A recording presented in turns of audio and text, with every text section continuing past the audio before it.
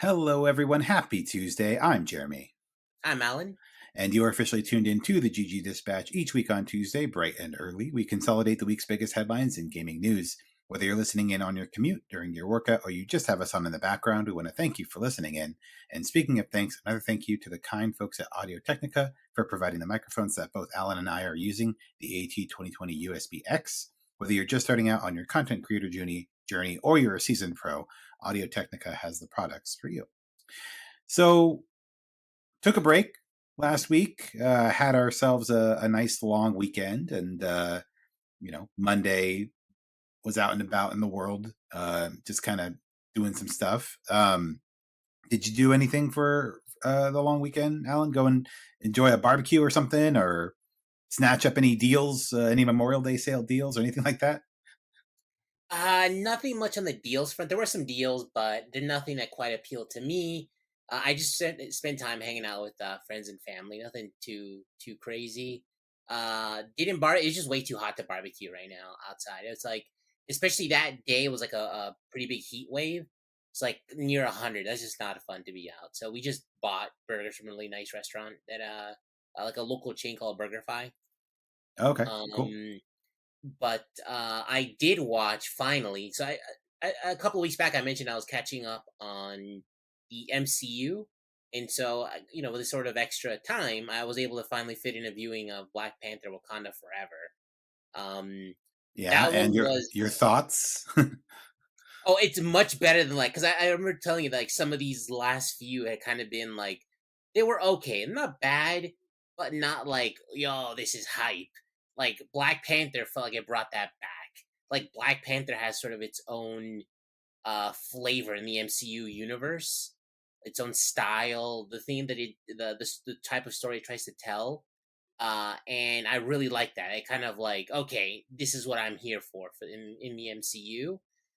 So I'm more looking forward to like catching up. I think on two more that I need to watch, which is Guardians of the Galaxy Volume 3, Uh-huh. and I think The Marvels is like it. And then in preparation for Wolverine and Deadpool movie. Yeah, for sure. And that's funny because when we had our episode a few weeks back, and we're like, "What's happening in the MCU? I don't know if there's like a movie coming out until Fantastic Four." We're like, "Oh well, duh, Wolverine and Deadpool." So we do have that one to look forward to. I think you'll really enjoy Guardians of the Galaxy. I think it's been the strongest entry in the MCU in recent years, and it's not close. So, yeah, I hope you enjoy that one. It was definitely a really strong entry in my opinion. It's summertime, so we've got a couple pretty big. Well, we had one announcement, a set of announcements that just came through with the state of play. So the PlayStation State of Play happened just a few days ago, late last week, and they covered a handful of things. Unfortunately, no Silk Song, no Silk Song, and none of the kind of fever dream requests I think that some people might have had for the state of play. But there were some pretty exciting things in there. Firewalk Studios shared a release date and first gameplay trailer for Concord. Concord will be coming out on August 23rd. God of War Ragnarok coming to PC in September. Dynasty Warriors Origins announced. So I'm curious, Alan, were you ever big into the Muso games, like the Dynasty Warrior games? Was that ever your jam? Not really. Like I know that they're there. I know what they're about, but like even the Zelda Musa, I can't remember what it is called, but it I basically think just Warriors of Hyrule, I think, or Legend of Hyrule, or something like that. Yeah, yeah, or Hyrule Warriors, I think it's what it's like called. Hyrule Warriors. Yeah. And like even that, and as much as I like Legend of Zelda, like that didn't get me into that. I was just like, it's just not necessarily my type of game. Yeah. But for those I really dug Dynasty Warriors when I was younger. I mean, it was one of those things where it's like, I'm going to go kill 30 minutes or an hour. And this is a fun one, just kind of run around and beat people up and feel awesome until Lubu shows up and then you run for the hills because nobody fucks with Lubu. Um, So it's basically like the Dynasty Wars is to you what FIFA is to me. Just like jump in and just mess around and then jump back out. yeah, pretty much. It was like low effort, low commitment. And then, in that kind of PS2 era, PS3 era, I think they started to do a bit more where there was a bit more involved with like the campaign and that sort of thing, which was fun, but yeah, mostly a drop in, drop out sort of thing. So, anyways, I'm excited to see what they do with it. With the graphics and everything else. And hopefully, Muso fans are excited. They've got an open world RPG, Infinity Nikki, which is getting a beta test sometime in Q3 of this year. A title called Where Winds Meet is heading to PS5, which is set in the Ten Kingdoms era, and it has you taking the role of a swordsman who play a critical role in the outcome of the conflict. Ballad of Antara, a high-fidelity free-to-play action RPG, which is releasing next year. And Walking Dead Saints and Sinners developers announced a new VR game, Skydance Games, the folks who made that one. And then Alien Rogue Incursion coming out on PSVR 2. Oh, they also announced Marvel Rivals for PS5 closed beta, which is set for July, probably around Comic-Con. If I will bet you they will do a big marketing push at Comic-Con. So that would be interesting to see. Until Dawn getting a new trailer and release window. Path of Exile 2 releasing in early access in late 2024. And Silent Hill 2 remake getting a release date,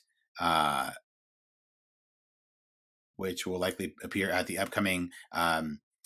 There was a transmission afterwards, which had the date, which is. Hold on 1 second. I think they actually did release the release date for it.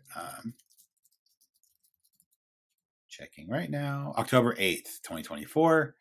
So that's coming. And there was also a look at Monster Hunter Wilds. And then it closed out with Team Asobi unveiling a new Astrobot game coming in September. And that was so fun. That Astrobot trailer is so cool. Lots of cameos, lots of PlayStation-centric worlds and powers and stuff like that. And so that was sort of the long and short of what the State of Play covered. Alan, what were your thoughts on what Sony showed off? Were you generally, was it in line with what you were expecting? Were you kind of disappointed? I mean, once they kind of call, like the State of Play, you kind of know not to expect any heavy hitters. But even for a State of Play, this was just okay. Setting aside Astrobot, the Astrobot one was dope. Astrobot is always a lot of fun. I'm looking forward to playing that when I get a PS5 Pro. Since my current PS5 is in the dust. Kaput. Yeah. But like stuff like Concord, that felt really odd. It felt like it was trying too hard. Like it's trying to be Guardians of the Galaxy, but also Overwatch. But I feel like, at least from this initial sort of introduction to it, like I would have more fun either watching a Guardians of the Galaxy movie or playing Overwatch. So I don't know what they're going to do to kind of get out of that, because it seems like most people are kind of like on it. I think that they would probably be well served by having an event kind of like Apex did, where they kind of brought in just a bunch of streamers, just like, here, watch the game being played, see what's possible, in this playground that we made for you.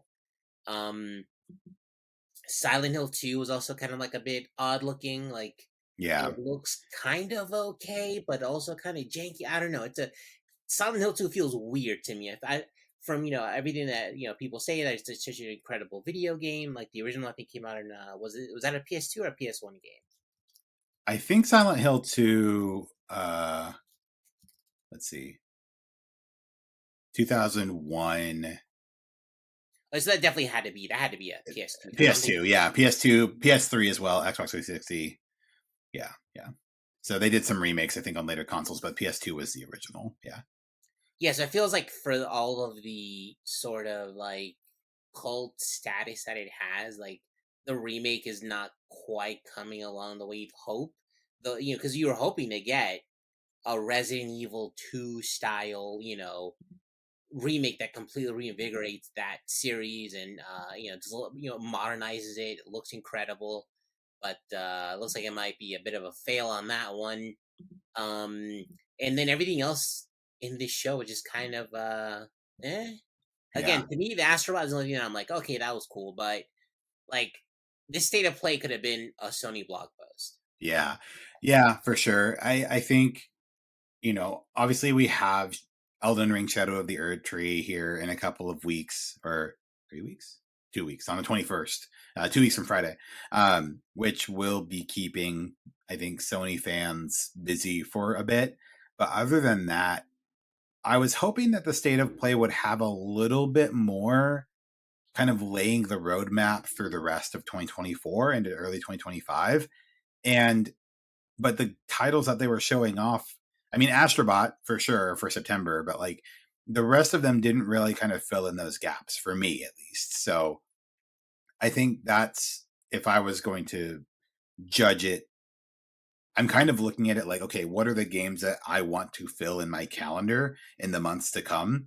And so if I came out of the state of play like, oh man, like after I'm done with Shadow of the Erd Tree in July, I'm going to get this. And in August, I'm going to get this. And then September, I got this to play. And October, it comes, I've got this to play. And then I have a bit of a breather. But then December, right? Like if I came out of that with all of those titles kind of in mind, I would say that would be a banger. Like that would be a win in terms of the showcase.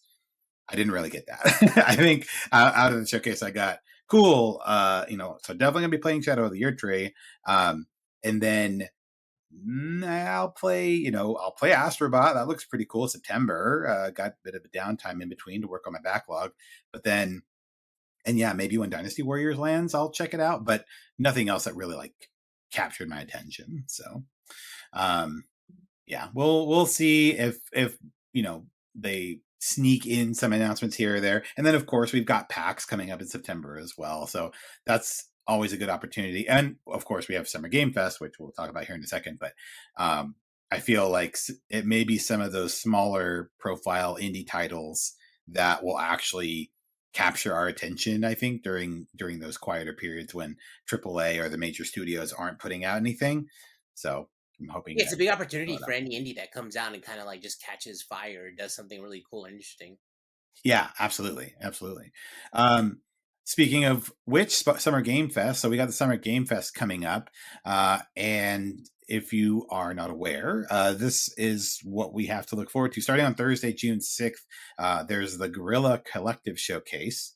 Friday, June 7th, there's the Accessibility Summer Showcase, IGN Live Summer Game Fest 2024 Showcase, Day of the Devs Summer Game Fest Edition, and then the Devolver Direct on Friday. So that could be one that they might be showing off some cool indie titles there.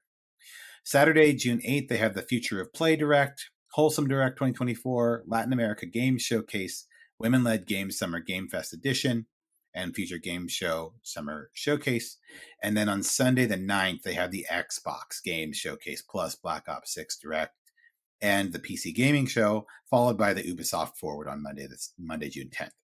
Um, a lot of stuff coming down the pike here in terms of Summer Game Fest. I'm hoping that after the next few days we'll start getting emails too from some of these devs with their like review codes or previews that we can check out. Definitely interested in seeing that.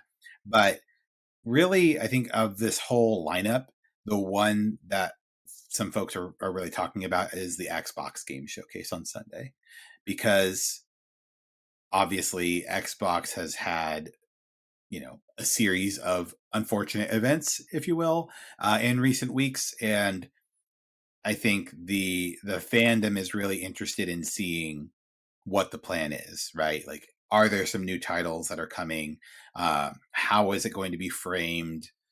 You know, how do you build that excitement up again with your fans after a lot of the shenanigans that have been happening in the previous weeks with the layoffs, with the studio closures, with the conversation about the future of Xbox and software publishing, etc. And so that's kind of what I've got my eyes on. Is there anything in this lineup that's standing out to you? No, well, I mean, like, the thing that does stand out, I think compared to previous years, it feels very muted. Like, there's no electricity kind of flowing through the community. Like, we're Summer Game Fest. How many amazing games are we gonna see? Like, it feels like kind of like there's a lot of just unknowns. And if something is announced, it's probably not going to be for this year. Like, something big, like at the Xbox showcase. I know that Xbox is still kind of working its way through the process after those big acquisitions in Bethesda and Activision. So I think that if they do announce something hype, it's probably not going to be for this year. I think there's going to be a big gap between like when we see like the next really big game that's like that everyone is just insanely like Grand Theft Autos, something on that level. Yeah, So Xbox could kind of like walk in and steal the show, so to speak, for Summer Game Fest, assuming they actually have something cool to show. It could be that all these studios that they've acquired are still kind of busy working on their games, and like there's nothing to show, other than some smaller titles or updates to like Forza or Halo or something like that. But I definitely feel like it's very much unknown as to what we're actually going to get. But I'm sure we will get lots of fun indies. So maybe this is just the year that we just celebrate those indie developers and try to play as many of those types of games as we can. yeah, for sure. I'm actually strangely excited about Ubisoft because they did a great job with Prince of Persia earlier this year. They've got Rogue Prince of Persia coming out, and so I'm kind of interested if Ubisoft is going to lean into some of those wins that they've had with other properties, or I don't know. I'm more excited now to hear from Ubisoft on some of those things as a result. So we'll see if they've got any surprises for us, or if it's just more on kind of Rogue Prince of Persia stuff.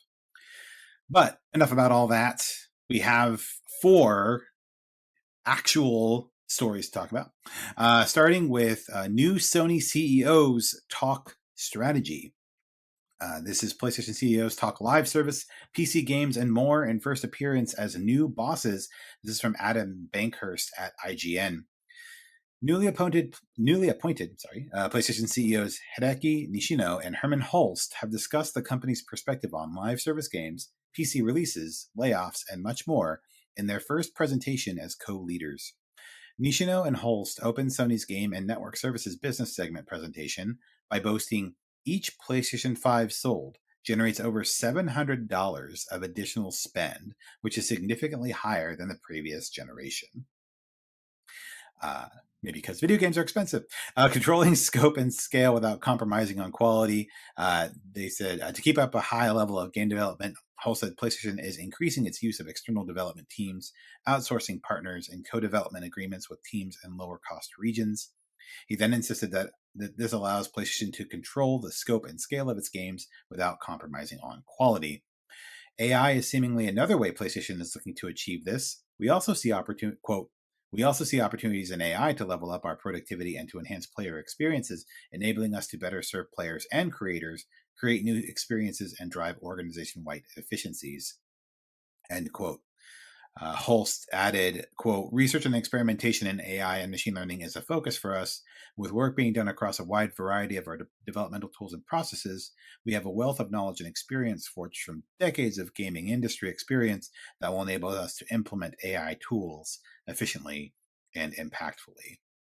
We have been realizing the benefits, the quote continues, we have been realizing the benefits of AI in several areas, from assets creation to efficiency, to accelerating coding, to optimizing translation and localization processes, all while ensuring a responsible and ethical approach across the organization. We believe that AI holds great promise for the future of gaming, and we want to lead the industry in the adoption and implementation of this new technology. Okay, let's pause here for a second. AI in the gaming industry. I think we've had this conversation before. Yeah. My general thinking on this is that AI is great as a tool, like the same way you'd use a hammer, the same way you'd use, a tape measure, whatever, right? A buzzsaw to help you in your work. But it's extremely important that, and I think he's kind of close here, right? Like some of the language here in terms of, you know, efficiency and accelerating coding and that sort of thing, like kind of leaning into the idea of AI being a tool that can help their employees and help the process. But when they say, optimizing translation and localization processes, that gives me pause He because also mentions art assets. yeah, and asset creation, like and again, it's like, okay, are they creating like rocks? Okay.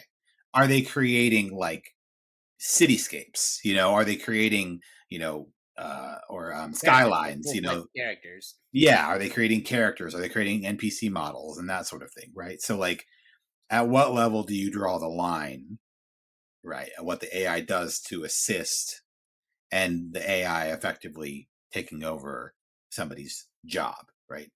Yeah, I Um, would also think that like yeah, you have to take into account like the audience is. I think this is very much like a shareholder full like shareholder type audience that they're trying to speak to. Because I think they released it as like a PowerPoint presentation. yeah, They're it was talking for about the uh, yeah, the business segment, network services business segment presentation. Yeah, so yeah, and then also how much money they make per PSL. Like, they clearly are not aiming that at us as people who play video games or even to devs or anything. yeah, I think a lot of it too is probably like, well, we got to tell them how we're using AI somehow. So I guess we'll just say this. yeah, So it's kind of hard to tell where exactly they fall, but you hope that, like you said, they're using it as more of a tool that will just make things a little easier on their coders and software art people and everything else. yeah.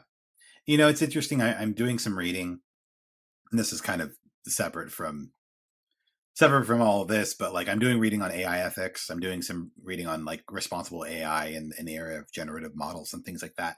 And kind of I feel like kind of at the heart of the conversation, or often what gets missed in a lot of these conversations online when it comes to like AI art, for example, is that foundationally there is a divide between people who believe that humans are basically biological robots and people who believe that machines will never achieve true human comprehension and understanding, right? So like there's this idea of like getting knowledge and information by being out and about in the world, which machines cannot do. um, and then there's this other idea of like, well, you can program an algorithm, it can learn, you can achieve general AI or general artificial intelligence, and once it can begin to teach itself, then it can do whatever you want.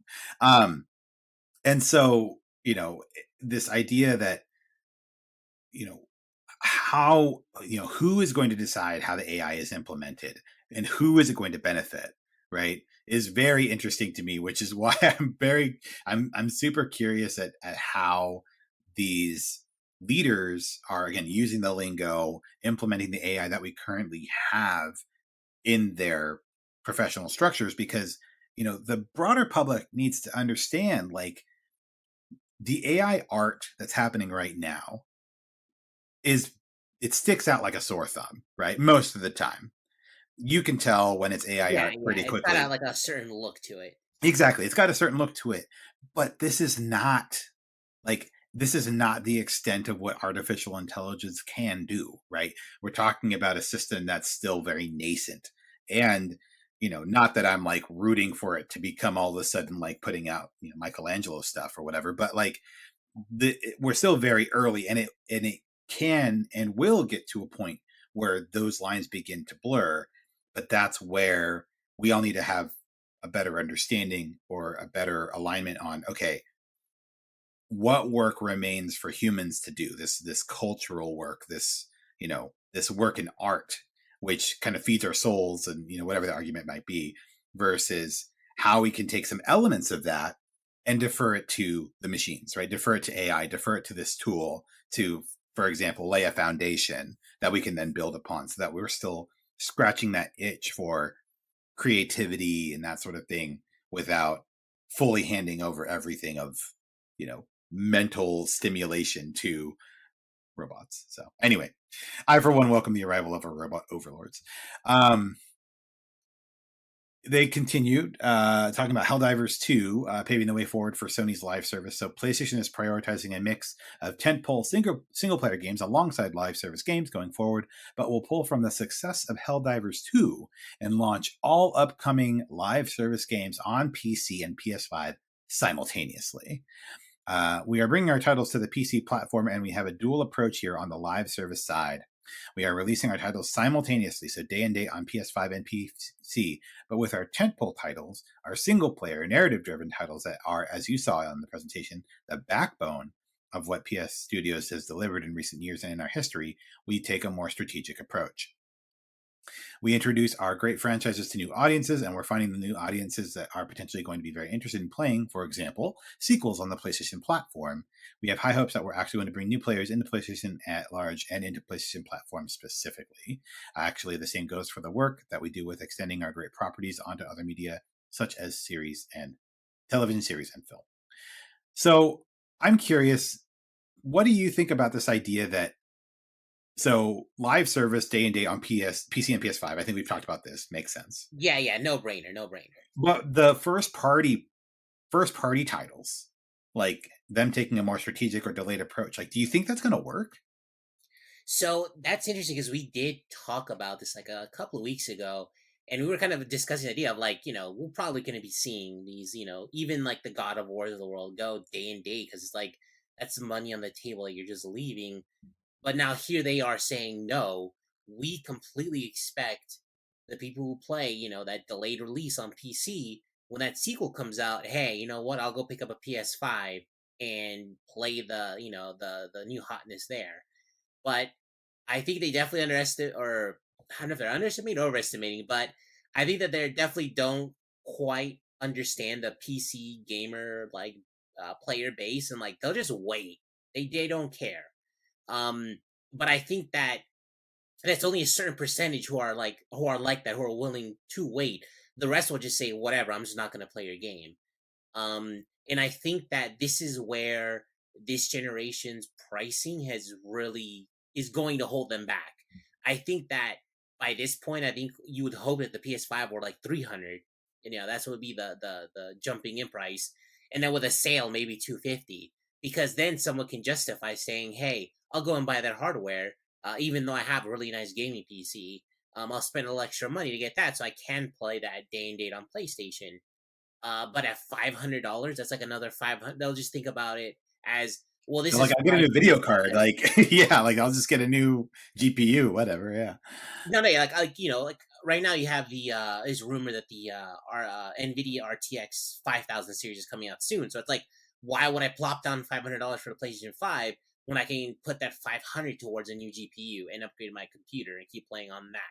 So I think that they don't understand quite how patient some of that player base is willing to be, and then also the pricing of not being cheap enough to be, oh yeah, I'll just pick up that second box and play a day and date there if I want to.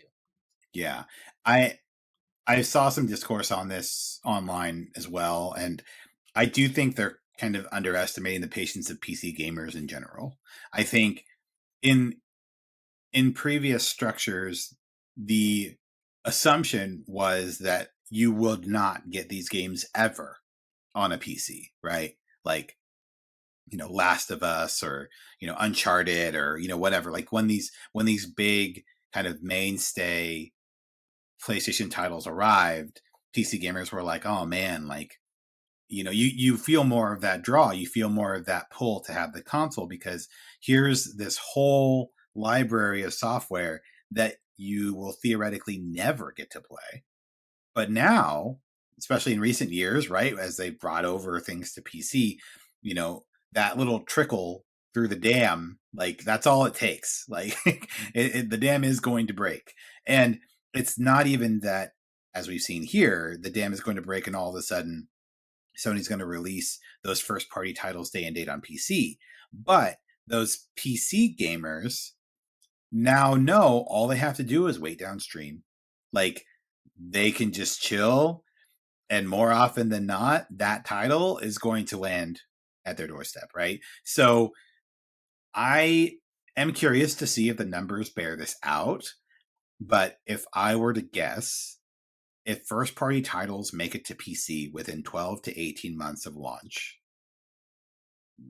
that's not going to move any more units. Like, No, yeah, it's gonna be when you put it on there on like day and date, you tap into that zeitgeist, the hype. People want to be a part of that. There's it might be sound dumb to say this, but like there's like value in that. Like people want to be a part of the conversation. Do you playing things that their friends are playing or their online friends are playing? So I think that they're I think that it will get to a point where they're like, yeah, this isn't really working. We're not seeing that uptick that we thought we would. So there's so much money to be made and left on the table by not doing day and date that they'll probably test the waters with something and then it'll blow them like, oh wow, we're making so much money now, and then it'll just become the norm. yeah, they'll do it with like a third party title or something instead, right? Like they'll probably be running some experiments and some pilots of their own, kind of behind the scenes. But I wouldn't be surprised if they adopt this strategy. I would be surprised if they find, hey, you know what, this isn't actually moving the units that we thought it was going to, and so they ultimately will go day and date with, or if at least not day and date, they might still maintain like a 6 month lead, just for the sake of like exclusivity, because they also don't want to piss off, you know, their Sony fans necessarily, right? I think with But the Helldivers 2 thing, it's kind of like the well, people just, at this point, it wouldn't be like that. I think where people get really pissed is like when it's like a shock to the system. But now that you've seen Helldivers 2 and all the success that it's having, it feels inevitable. So if they do announce it, people go, "Oh well, yeah, we just saw this coming." The yeah, undoubtedly there will be people who are going to be like super pissed because it's the internet and people can't be cool on the internet. Um, and but I think that it'll be less of a negative reaction than when you saw like when they initially said, "Hey, for the first time, we're releasing these games on PC." right. Yeah, and I think it makes sense, right? Like they've said, they're going to do it for the live service games, and I think that will help to kind of bridge the PC and PS5 communities, a bit more. But and actually, ooh, okay. Before we move on to the next story, here's Wait, something. hang on, hang on. Kind of roping back to the first, is Concord free to play, or do you have to pay full 70 to get that? Uh, I don't think Concord is free to play. I might have seen a pre-order this, and I'm like, that's even worse for Concord because I thought like, oh, then the test will be Concord. We'll see, are they really committed to doing day and date on live service because that is a Oh live no, service game. actually, it's, PS Plus. Concord is free to play if you have, PS Plus. I mean, that's not going to fly on PC though. Like, I don't. People are not going Yeah, to put PS Plus just to play that. But it's a live service game. Let's see. They said all live service games come in day and date. I do wonder. yeah, it's weird. It'd be interesting. Um, but anyways, what I was going to say was, I wonder if this live service day and date launch like alongside, they are trying to bridge the PC and PS5 communities closer together, and then keep the first party releases separate so that there's more FOMO, right?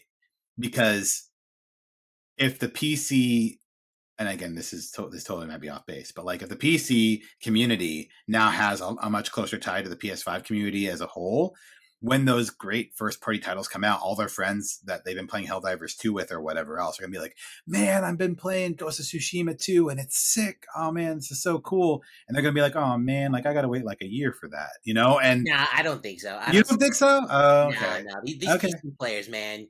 Greg Miller's right. They're degenerates. You know what I Okay. mean? No, they're patient. They're patient. But anyway, okay, let's move on to the next story here.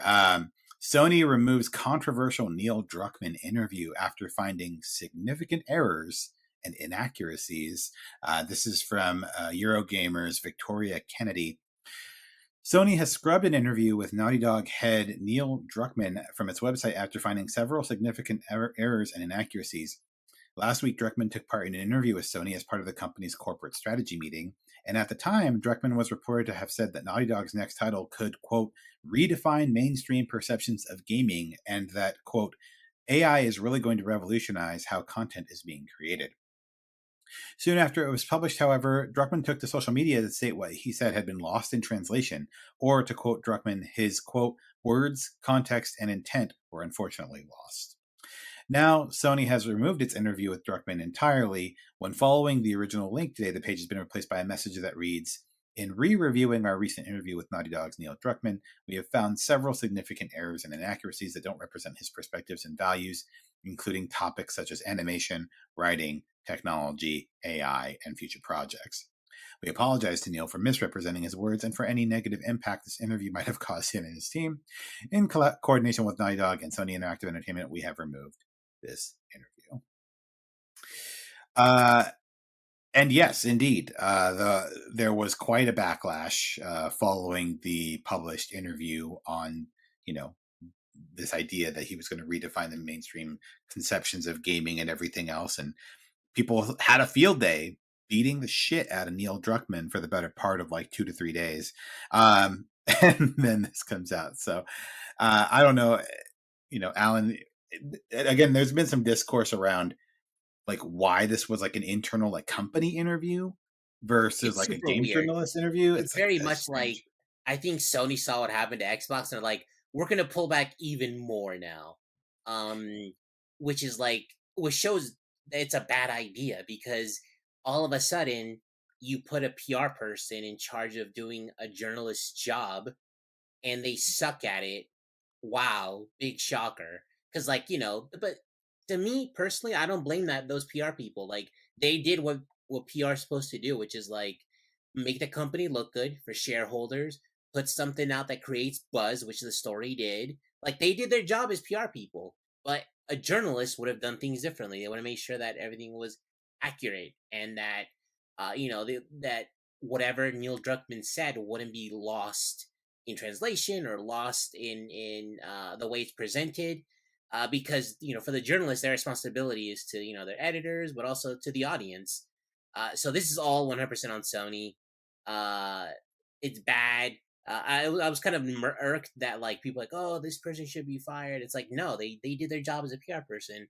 Like you can't ask the PR person to do a journalist job. You know what I mean? Yeah, yeah. I mean, and also this idea of like, again, people were really dogpiling on Neil for what was said, and then when the correction came out, what was irking me was people weren't willing to like walk back their comments.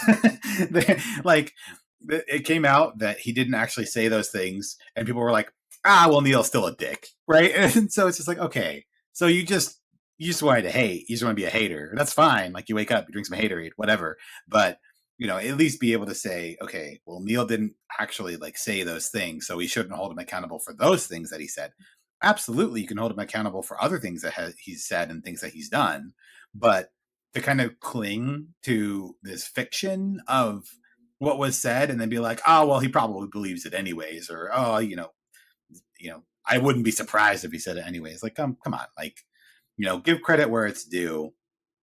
And if you don't like Neil, again, that's fine, but don't try to use like literally an interview that got redacted or retracted as a foundation for not liking the man when there are Yeah, other the legitimate concerning reasons part to do is so. that we've seen so many journalistic outlets kind of go down, consolidation, people getting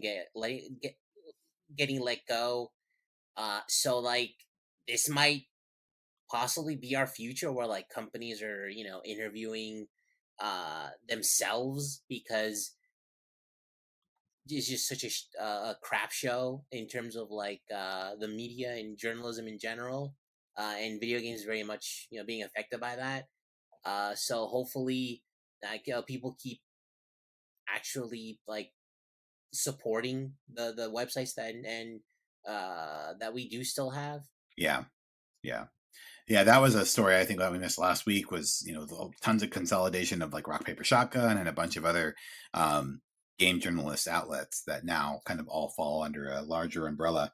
So, anyways, hope that Neil is able to sort all this out, and Sony, did a little rake stepping. Hope they figure that stuff out as well. All right, moving on. Destiny 2, Destiny 2, the Final Shape DLC was leaked early.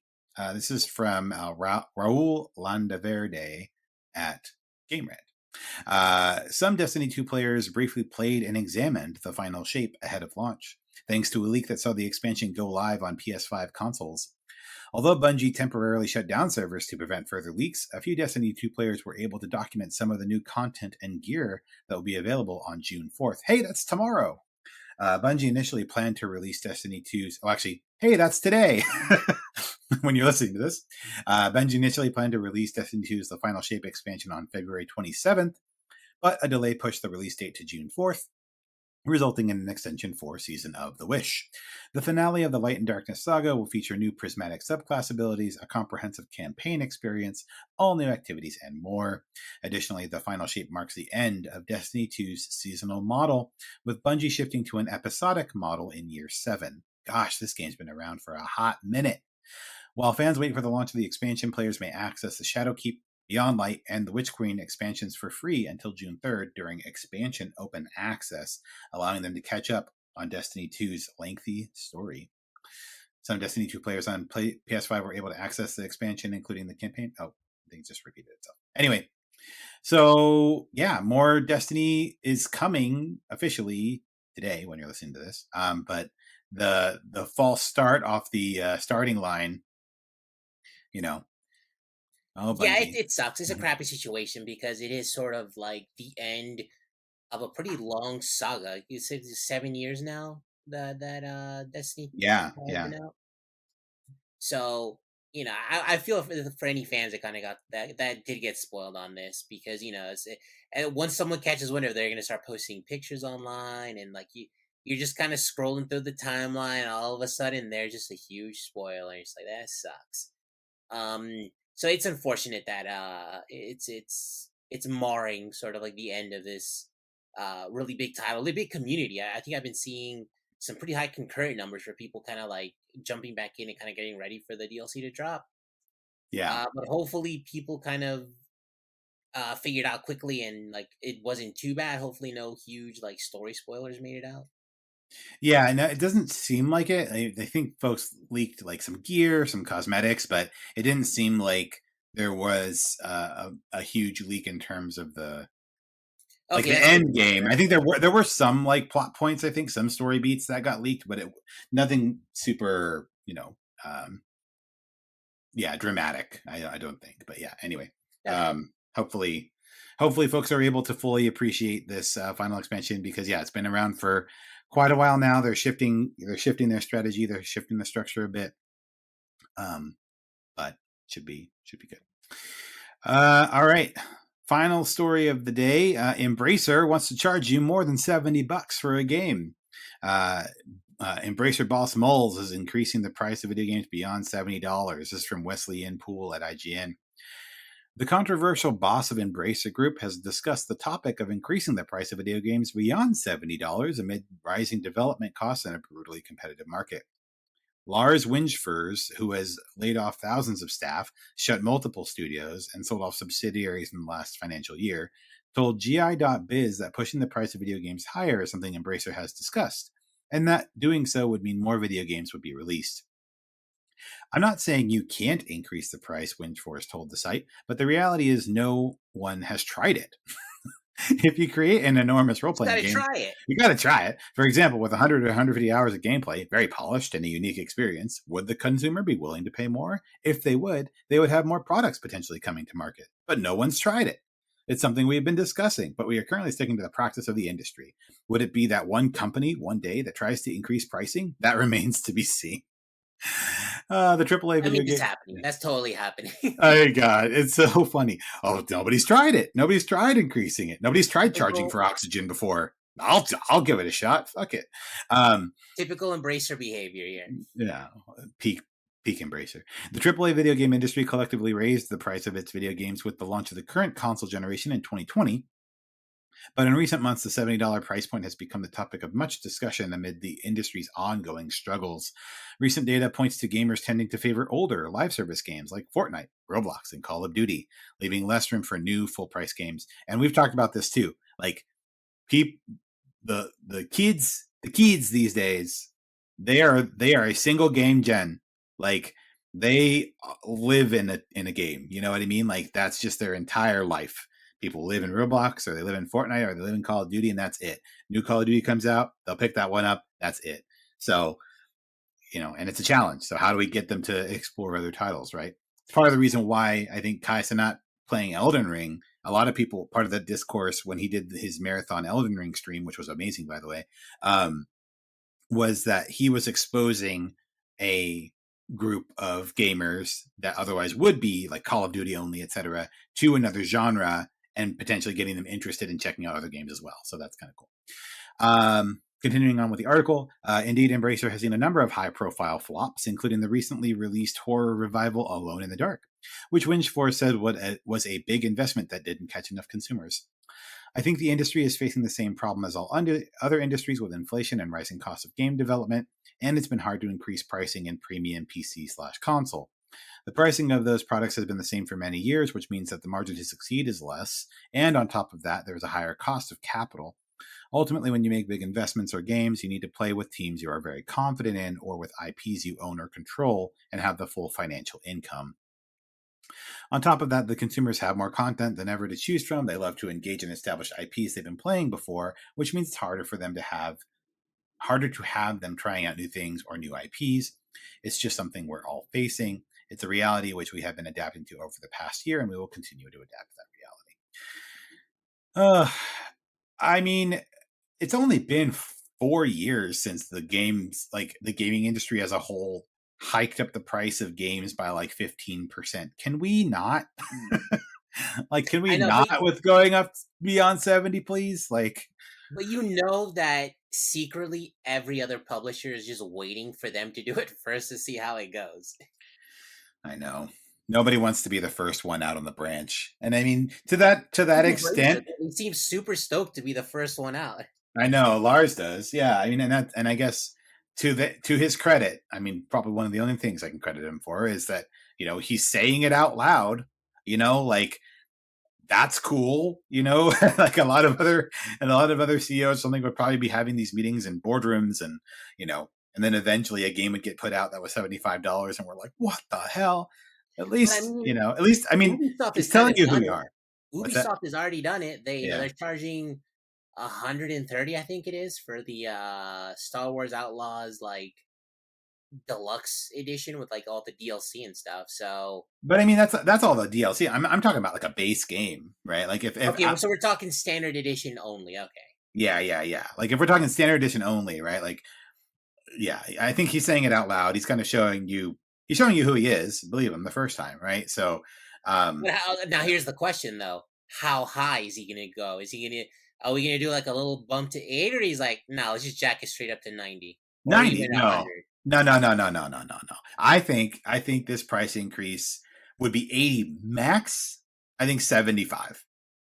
I think I think this 74.99. dude's going to 90. I think that would be it. Because like the thing is that the part that's so crazy, he's like, if we're delivering 100 and 150 hour, like stop making games at 150 hours. Are you insane? Nobody's got time Make for it that. 10. I do You not have don't time for ask that. for 150. Yeah. Stellar Blade, I'm very close to finishing Stellar Blade. I just published my review on it. I love that game. That game took me like maybe 15, 19-ish hours. Perfection. Like, give me more of that shit. I do not want 100 to 150 hour games. I just do not have the time. But anyways, I would be very surprised if 90 was sort of the number he's looking at. I think 80 is the top. 75 is likely more likely. I think that's what they would pilot. I think they would be like, hey, we've got this, 80-hour game, I don't know. Lars 74.99. got that $90 energy. You know what I mean? Okay, yeah, okay. Anyway, that is all that we have for our news today, and I think we got a couple of deals to call out here. What have we got Yes, here? we do.